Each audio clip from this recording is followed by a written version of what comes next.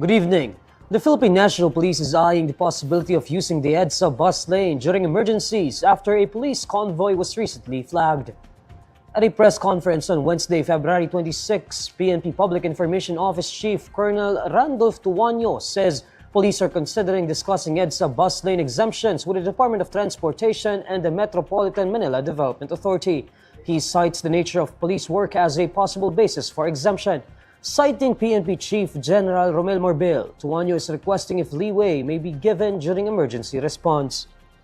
Na baka sakaling magkaroon ng leeway yung mga emergency unit na nagre-responde upang mapagbigyan ng paggamit for as long as merong mga uniform personnel at official yung kanilang paggamit po ng bus lane. Kung emergency nga po, palagi ko wala na pong parang para makapagkaroon ng prior coordination para magamit po yung bus lane.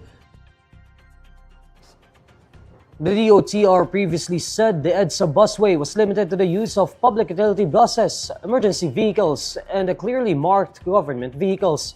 PNP spokesperson Brigadier General Jean Fajardo previously said the police convoy that was flagged carried, quote, senior officers.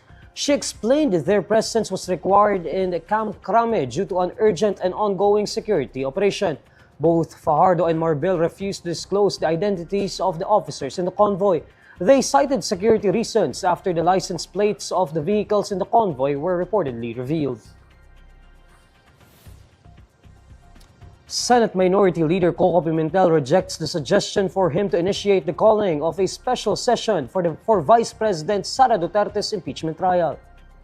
Pimentel in a message says he, quote, will never do anything behind the back of the Senate President.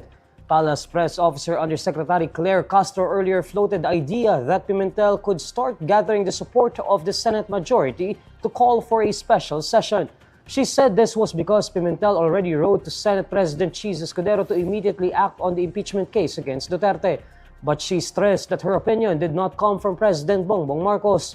Sought for comment, Pimentel says his coordination with the Senate majority will be through Escudero. He stresses that the senators will act professional with each other. Nevertheless, Pimentel reiterates that the trial should commence immediately in accordance with the 1987 Constitution. Escudero has repeatedly said that a special session of Congress may only be called to tackle urgent legislative measures. But he noted he will definitely attend if a special session is called, whether he agreed with it or not. Meanwhile, Marcos expressed his inclination to call for a special session if the Senate requests it. The House of Representatives impeached Duterte on February 5 with the support of 215 lawmakers. The articles of impeachment against Duterte were immediately transmitted to the Senate, but the chamber ended its session without tackling this issue. The Department of Agriculture will further lower the maximum suggested retail price for imported rice to 49 pesos per kilogram. In a statement on Wednesday, February 26, the DA says the new maximum SRP for imported rice will be effective March 1. However, Agriculture Secretary Francisco Tiu Laurel Jr. clarifies that this will only be implemented in Metro Manila, key cities, and other urban centers. This marks the first time the maximum SRP for imported rice will slip below the 50 peso mark. The DA has been gradually lowering the maximum SRP for imported rice since it was first set. According to Tiu Laurel, the agency will see if the maximum SRP can be lowered even further after review.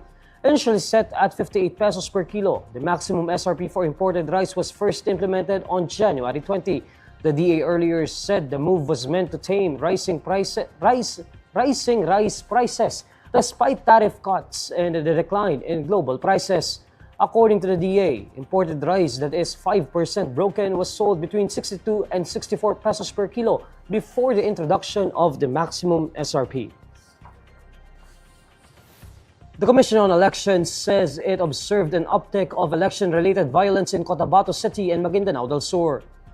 In a media forum on Wednesday, February 26, Comelec Chairman George Erwin Garcia notes the increase but does not detail the exact number of election-related violence in the Bangsamoro Autonomous Region in Muslim Mindanao. Garcia says the Comelec won't hesitate to place areas under its control to ensure voters can vote without fear. In this case, the Commission will have direct control and supervision over all national and local officials and employees. It may also exercise full control and supervision over all national and local law enforcement agencies. Garcia then condemns the recent gun attack against a vice mayoral candidate in Maguindanao del Sur's Datu Piang town. The victim was injured from the attack. In a separate statement, Garcia tags the gun attack as outright election-related violence. Previously, the Comelec identified 38 areas with red election risk factors. 30 of these are from BARM. Areas tagged red are considered to be at serious risk of poll-related violence. The national and local midterm elections are set for May 12, while the parliamentary elections in BARM was postponed to October 13.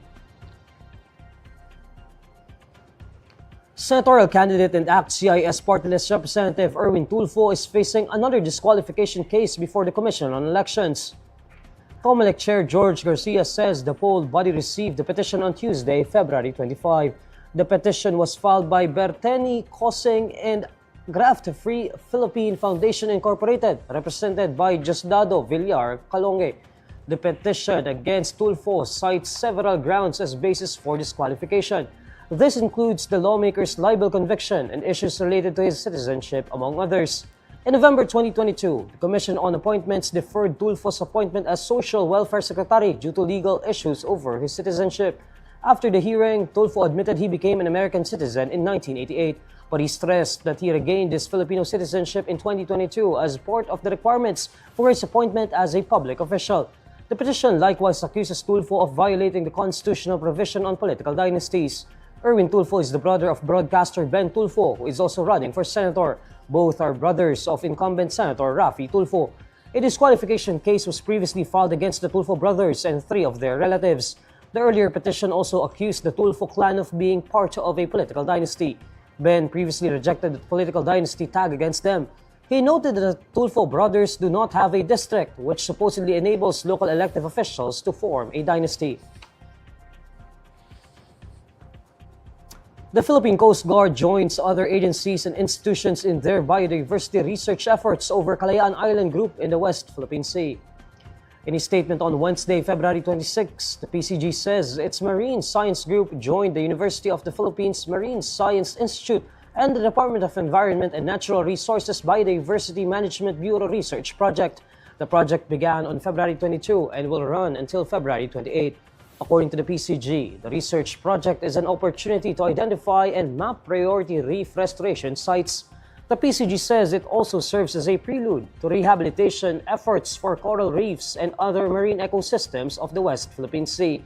The project includes activities such as an assessment of the diversity and community structure of seaweeds, mollusks, and other benthic invertebrates. It also involves the distribution of sea grasses on Pag-asa Island's reef flat and the conduct of mollusk surveys, among other efforts. In September 2023, the PCG and Armed Forces of the Philippines reported that coral reefs in Rosul Reef and Escudero Shoal were severely damaged. Data from the Center for Strategic and International Studies showed 1,800 hectares of coral reefs were damaged by China's artificial island building in the South China Sea. However, China has denied being the cause of coral reef degradation in the West Philippine Sea. Beijing continues to reject the 2016 arbitral award, dismissing its sweeping claim over the South China Sea, including the West Philippine Sea. And these are the stories you need to know today. I'm Neil Mercado. Follow INQUIRER.net on Facebook, X, YouTube, TikTok, Instagram, and Reddit. For more stories, visit INQUIRER.net. Good evening.